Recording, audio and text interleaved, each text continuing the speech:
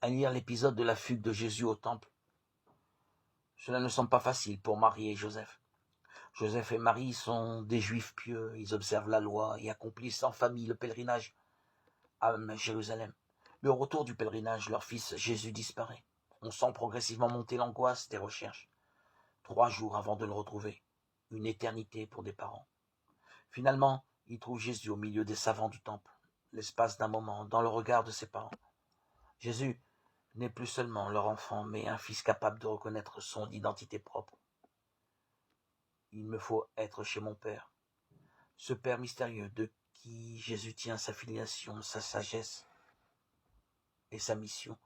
Pour Marie et Joseph, les choses rentrent dans l'ordre et ils reviennent chez eux avec leur fils. Mais probablement que pour Marie, rien ne sera plus comme avant. Une brèche s'est ouverte en elle.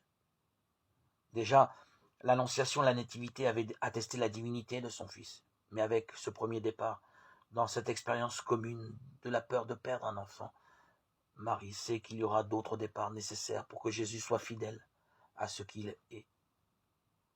Les enfants ne laissent pas le choix aux parents. Ils grandissent et prennent leur envol. C'est le paradoxe de la famille. Elle vit d'une communion entre ses membres, mais aussi de l'ouverture sur l'extérieur, tel un double mouvement du cœur qui reçoit et qui donne. Anne, avec le jeune Samuel, et Marie avec Jésus sont de bonnes mères, suffisamment aimantes pour que leur enfant puisse vivre leur vie. On sait moins de choses sur les pères, mais n'en doutons pas, leur rôle est essentiel.